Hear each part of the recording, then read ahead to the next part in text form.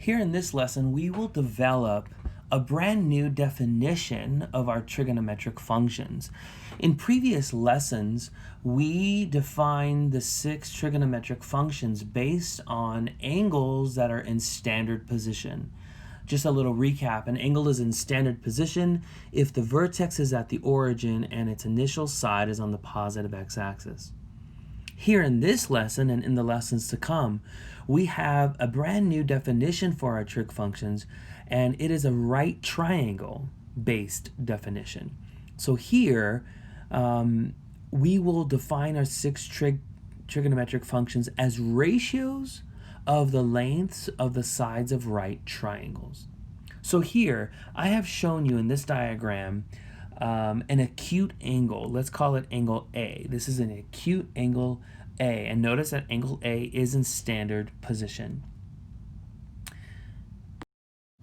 And like usual, I've drawn the perpendicular from point B that's on the terminal side of our angle down to the x-axis, making a right angle here and a right triangle, triangle BAC.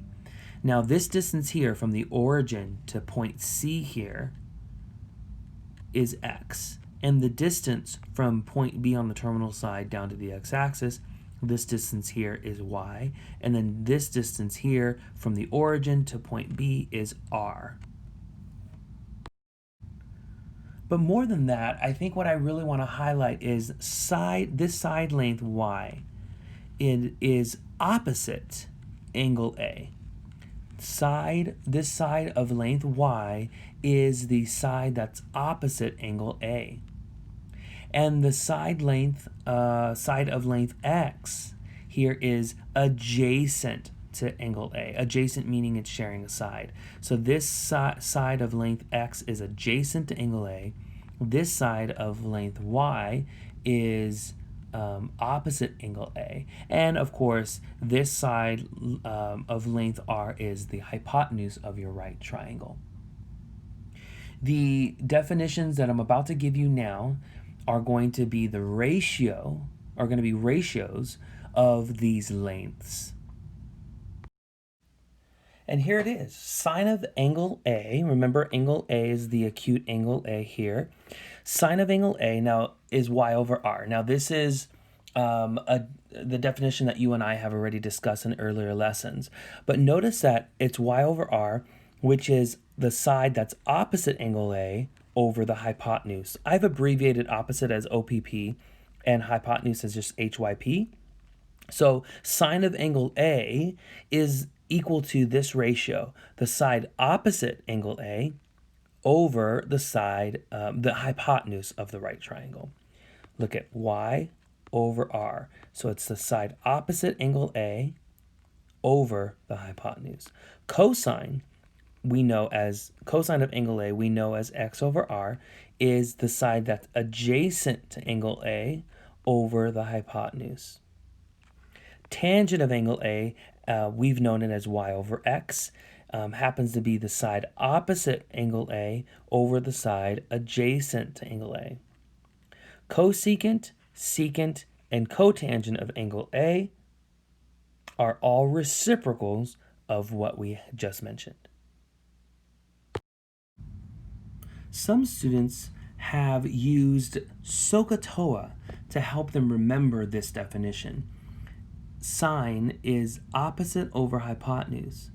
Cosine is adjacent over hypotenuse. Tangent is opposite over adjacent. SOHCAHTOA. It's up to you whether you find that helpful or not. If you do, go ahead and use it. If you don't, well, just pretend I never said it. Okay, awesome. Let's move on and do some work. All right, everybody, find the sine, cosine, and tangent values for angles A and B in this right triangle. Both angles A and B are acute angles, and we want to find the sine, cosine, and tangent values for angle A and for angle B. So let's go. Let's start with angle A. Now remember how sine of angle A is defined. Sine of angle A is opposite over hypotenuse. So here we're talking about sine of angle A. So the side that is opposite angle A is 36. and the hypotenuse is 85. So it'll be 36/85. This is sine of angle A.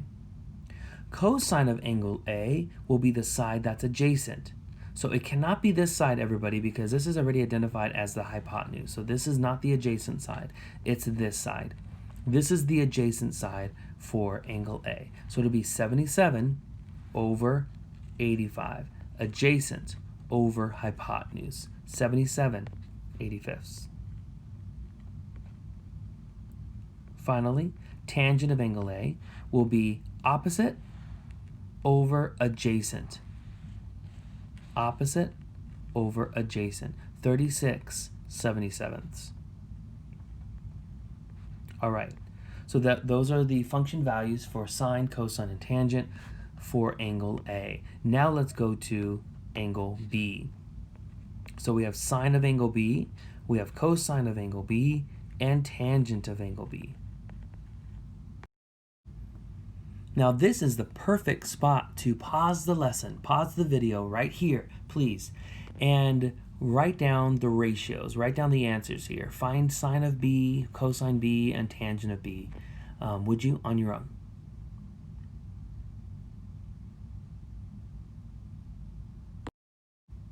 All right, let's compare answers. I got sine of angle B is 77/85. Cosine of angle B is 36/85. And tangent of angle B is 77/36. All right, before we run to the next example, I want to highlight something. I don't know if you noticed. Notice that sine of A is equal to cosine of B. Notice that cosine of A is equal to sine of B. That's interesting, isn't it? Sine of A is the same thing as cosine of B. And cosine of A is the same as sine of B. Let's explore that pattern, and let's see if we can develop or derive an important fact. All right, I've given us a right triangle with acute angles A and B. I want to highlight something. Notice that the side that's opposite angle A, I've labeled as lowercase a. And the side opposite angle B is side B. The side that's opposite angle C is labeled lowercase c. So we always follow that pattern when we label our triangles, okay?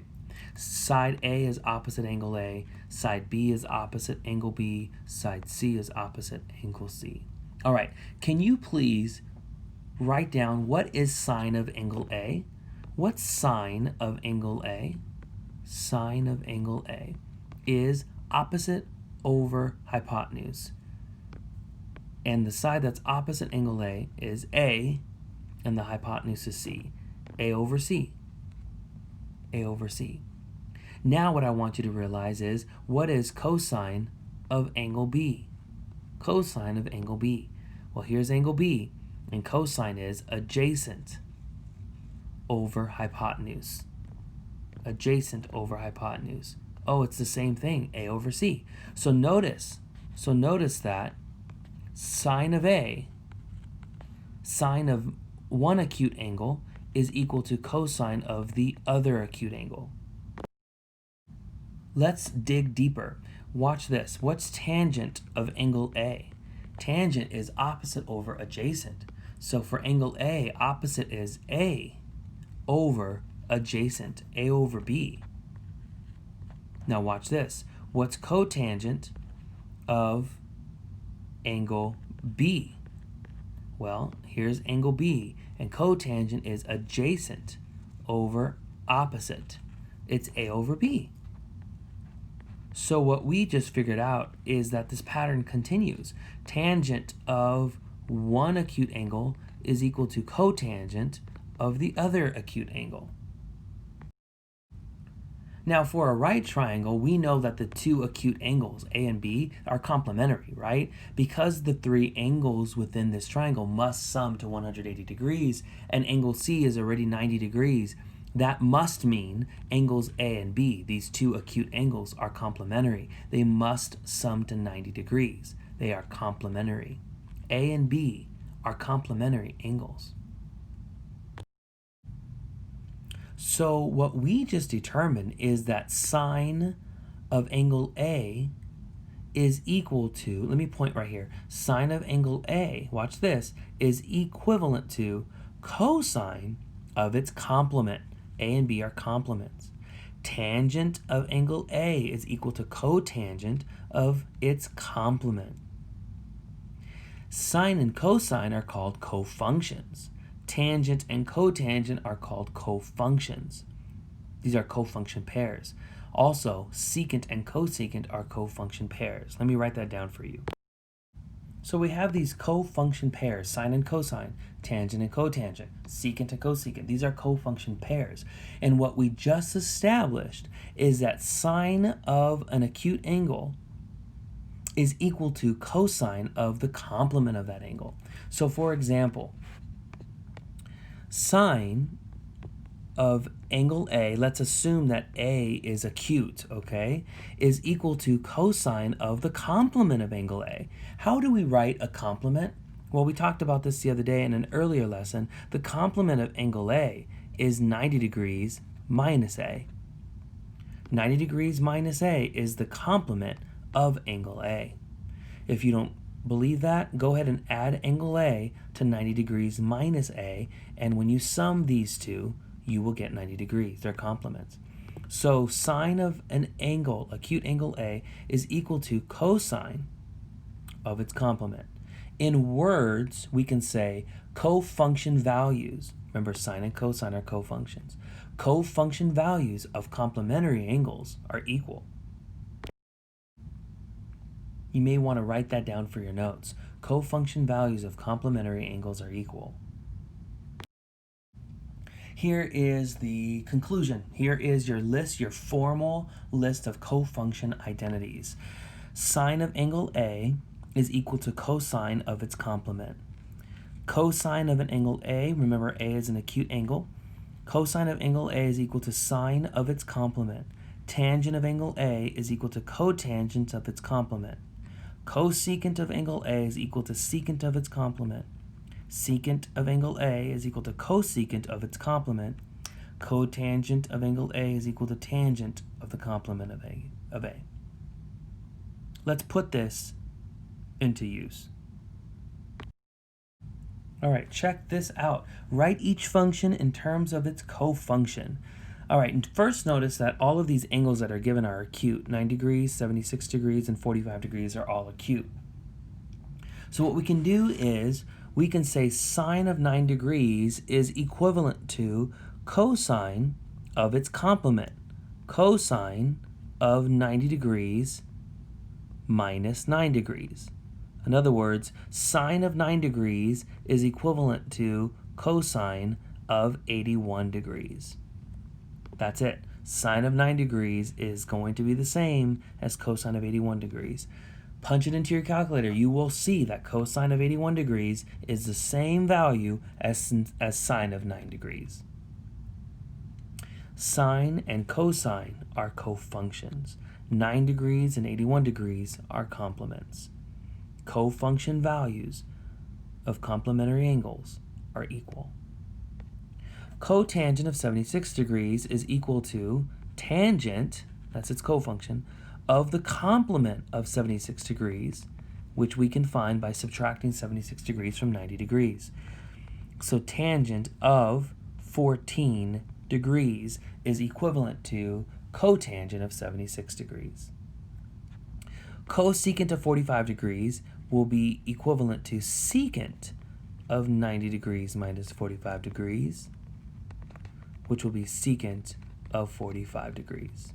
So this is cofunctions and their values. Find one solution for the equation. Assume all angles here are acute angles. Now, notice that we have cotangent of theta minus 8 degrees is equivalent to tangent of 4 theta plus 13 degrees. Notice that cotangent and tangent are cofunctions. And we already proved, we have already stated that cofunction, watch this, cofunction values of, here it is, complementary angles are equal. Cofunction values of complementary angles are equal. So the only way this statement can hold, the only way this left-hand side will be equivalent to the right-hand side is if this argument and this argument are complements, are complementary. Because cofunction values of complementary angles are equal. So this angle and this angle must be complementary. In other words, they must sum to 90 degrees. That's the only way this left-hand side will be equivalent to the right. So I've taken these arguments and I have summed them to 90 degrees because that's the only case in which this statement will hold. All right, so I can go ahead and combine like terms. 4 theta and 5 theta is, 4 theta and 1 theta is 5 theta, and negative 8 degrees and 13 degrees is 5 degrees. I'll subtract 5 degrees from 90 degrees, and I'll divide both sides by 5, and theta must be equal to 17 degrees. This is the solution for theta. If you were to plug 17 degrees in for theta, you would find this left-hand side is exactly equal to the right-hand side. All right, let's study how function values change. Here I've shown you 3 different right triangles. From left to right, the length of each hypotenuse is the same. Well, it's supposed to be the same, okay? So as you go from left to right, this hypotenuse is supposed to be the same length as this hypotenuse and the same length as this hypotenuse. But what is changing is angle A is increasing in measure. So here's angle A, and then it's getting wider and then even wider, okay?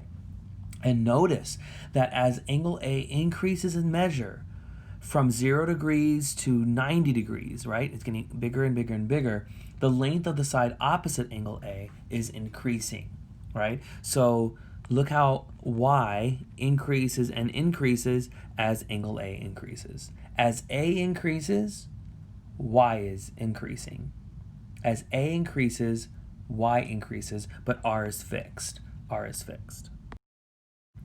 That leads me to believe that sine, the sine function, is an increasing function because if the side opposite angle A, which is Y, if it is increasing as A increases, as angle A increases, side of length Y is increasing and R is fixed. And when in this fraction, if the numerator is getting bigger and bigger and bigger and bigger and the denominator is staying put, then the value of this ratio is getting larger and larger and larger. If the numerator is increasing and the denominator is fixed, then this ratio is becoming larger and larger. In conclusion, as angle A increases, sine of A increases.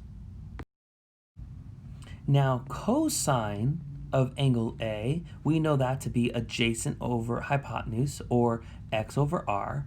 Now here, notice what x is doing. X is getting smaller and smaller. As angle A increases in measure, x is getting smaller and smaller, and r is fixed. That means this ratio is decreasing as angle A increases.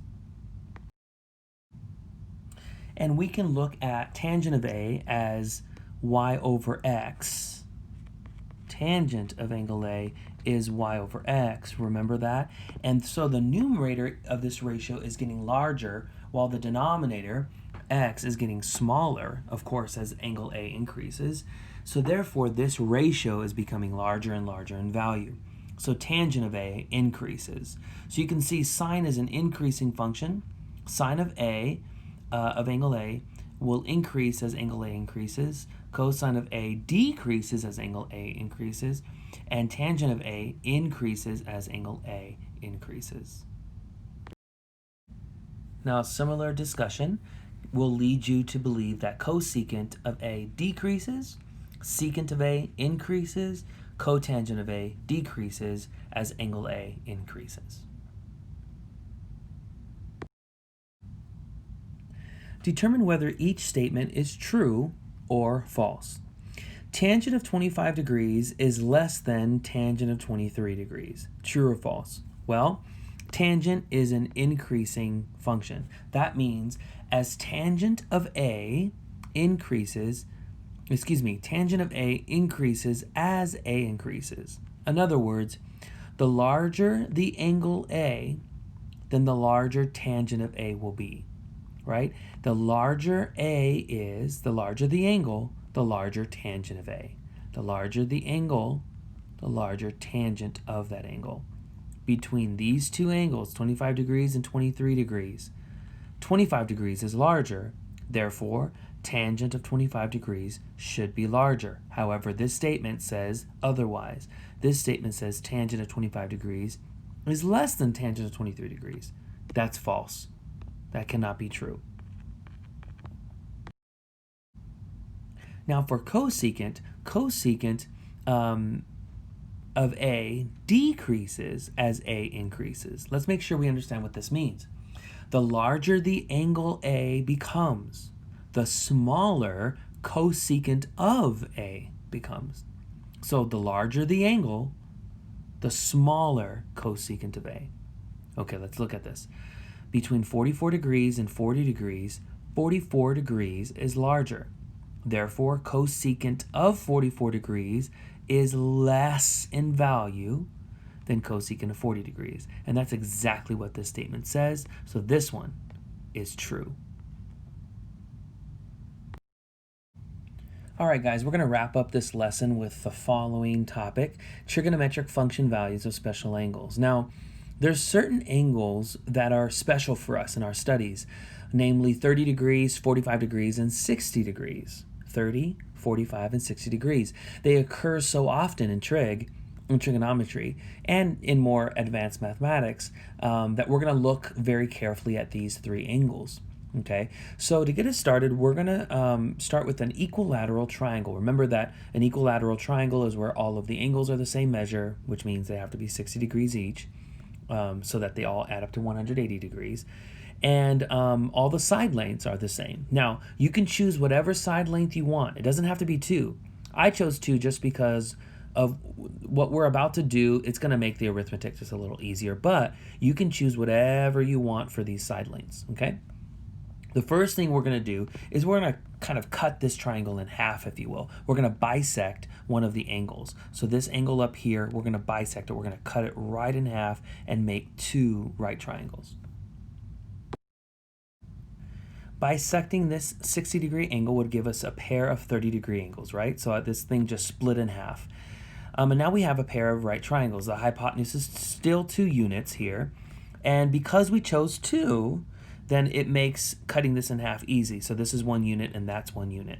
What we don't know is the length of side right here, this vertical side, which I've labeled x. But we can use a Pythagorean theorem to find it.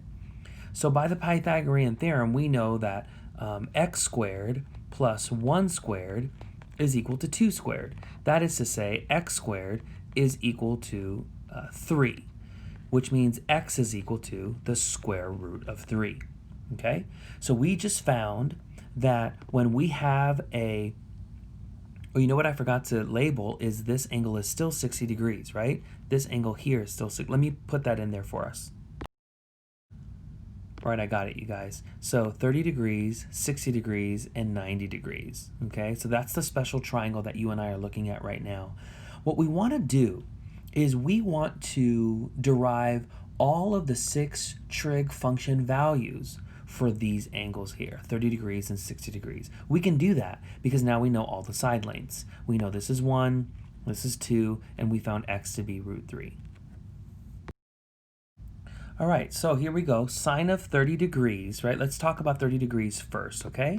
So here's 30 degrees. This is my 30, 60, 90 triangle. 30, 60, 90 triangle. Sine of 30 would be opposite over hypotenuse, so 1 over 2, okay? Cosine of 30 will be adjacent over hypotenuse, so root 3 over 2. Tangent of 30 degrees will be opposite over adjacent, 1 over root 3, 1 over root 3. We should rationalize this by multiplying the numerator and denominator by root 3. Will give us root 3 over 3. Cotangent of 30 degrees, cotangent will be adjacent over opposite, root 3 over 1, which is just root 3. Secant of 30 degrees, secant of 30 degrees will be hypotenuse over adjacent, 2 over root 3. But we should rationalize by multiplying the numerator and denominator by root 3. Finally, cosecant of 30 degrees will be hypotenuse over opposite, 2 over 1, which is just 2. These function values are really important. 1/2, root 3 over 2, root 3 over 3, root 3, 2 root 3 over 3, and 2. These are all the trig function values of 30 degrees. What I would like us to do now is to derive all of the 6 trig function values for 60 degrees. But I wonder if we can use what we've studied in this lesson to save us time. So watch this. 60 degrees and 30 degrees are complements. They're complements. So I wonder if we can use the fact that cofunction values of complementary angles are equal. In other words, so sine of 60 degrees will be equal to cosine of 30 degrees. How do I know that? Well, sine and cosine are cofunctions, and 60 degrees and 30 degrees are complements. And cofunction values of complementary angles are equivalent. So this is going to be root 3 over 2. Now you can confirm that if you want. Root 3 over 2. Sine of 60 degrees, right here, sine is going to be opposite over hypotenuse, root 3 over 2. But I'm using this work that I've already done to get all of these. So cosine of 60 will be equivalent to sine of 30. So cosine of 60 will be equal to sine of 30 because cosine and sine are cofunctions and 60 degrees and 30 degrees are complements. So this is going to be 1/2. And you can reference your triangle if you want, but I'm not even looking at my triangle anymore. I'm looking at these function values. Tangent of 60 degrees will be equivalent to cotangent of 30 degrees. Cosecant of 60 degrees will be equivalent to secant of 30 degrees. Secant of 60 degrees will be equivalent to cosecant of 30 degrees. Finally, cotangent of 60 degrees will be equivalent to tangent of 30 degrees. There. So knowing these gives us these. Now the other special angle will be 45 degrees. We just finished talking about 30 degrees, 60 degrees. Now let's wrap this up with a 45-degree angle. I've started us out with an isosceles right triangle. It's a 45-45 right triangle, 45-45 right triangle. We just looked at a 30-60 right triangle. Now this is a 45-45 right triangle. I call it an isosceles right triangle because this side is equivalent to this side. So I have one pair of equal sides. Now we can solve for r, which is just what I called the hypotenuse here. We can solve for r using the Pythagorean theorem. So we know that 1 squared plus 1 squared must be equal to r squared. That is to say 2 is equal to r squared, or r is equal to the square root of 2. Okay? All right, let us generate the 6 trig function values of 45 degrees. All right, we got sine of 45 degrees. It doesn't matter which one of these 45-degree angles you look at. Let's just look at this one. They're the same. So sine of 45 degrees will be opposite over hypotenuse. So 1 over root 2. 1 over root 2. But after rationalizing, it'll be root 2 over 2. Cosine of 45 degrees will be adjacent over hypotenuse, 1 over root 2, which is root 2 over 2 after rationalizing. Tangent of 45 degrees will be opposite over adjacent. Wait a minute, 1 over 1. Oh, just 1. So that's 1. Cosecant of 45 degrees will be the reciprocal of sine of 45 degrees. So instead of 1 over root 2, it'll be root 2 over 1. Well, that's just root 2. Secant of 45 degrees will be the reciprocal of cosine of 45 degrees. So it'll be the reciprocal of 1 over root 2. That's root 2 over 1, which is just root 2. Cotangent of 45 degrees will be the reciprocal of tangent of 45 degrees. So the reciprocal of 1, which is 1. All right, we just finished deriving all 6 trigonometric function values for 30 degrees, 45 degrees, and 60 degrees.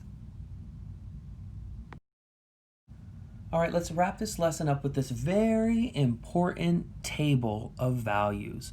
You have your special angles over here on the left, 30 degrees, 45 degrees, and 60 degrees.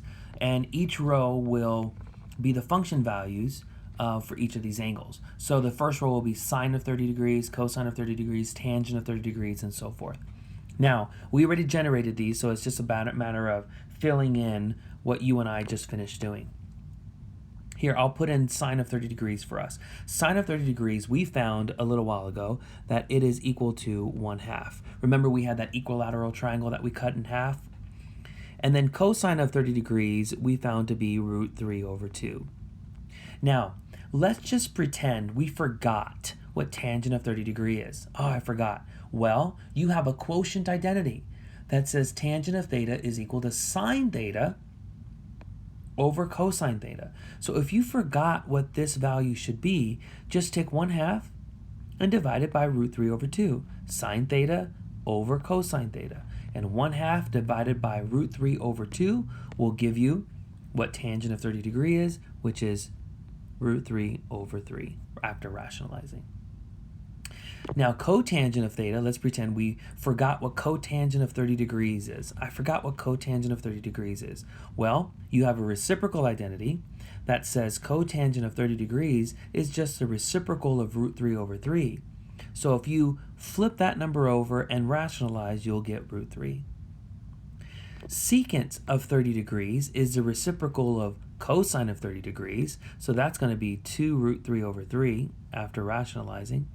Cosecant of 30 degrees will be the reciprocal of 1/2, so that's just going to be 2.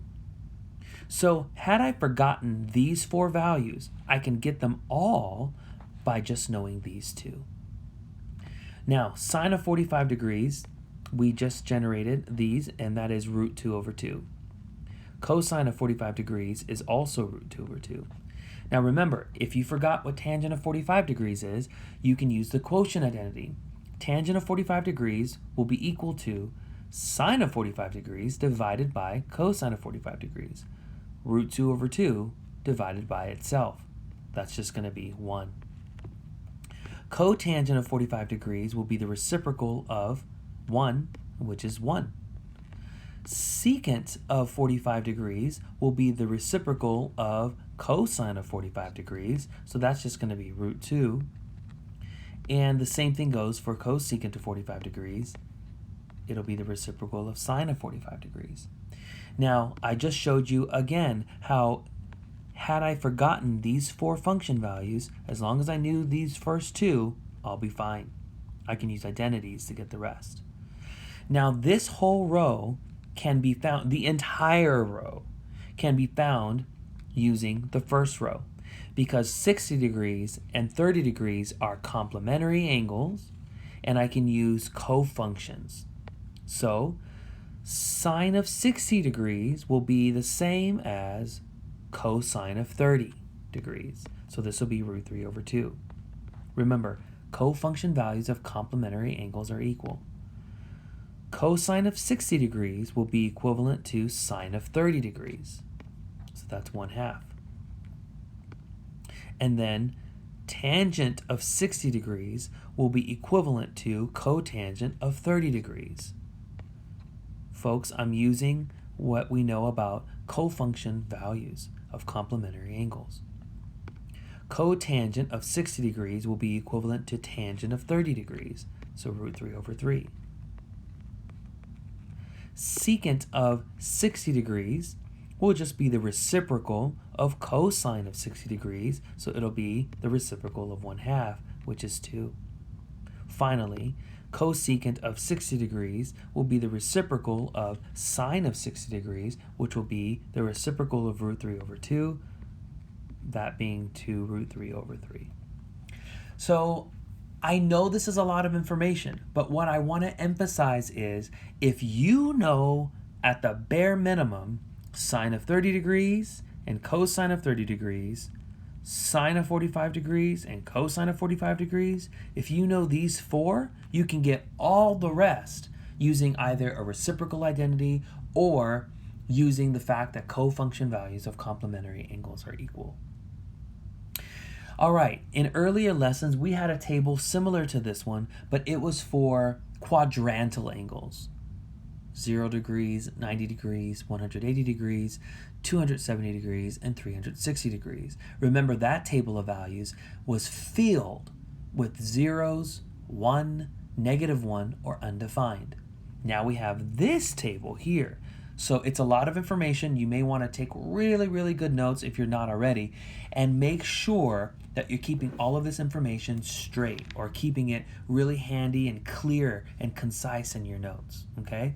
So the expectation is that you would know really quickly, shall I even say memorized, the expectation is that you would know all trigonometric function values for 30, 45, 60 degrees and your quadrantal angles, 0 degrees, 90 degrees, 180 degrees, 270 degrees, and 360 degrees.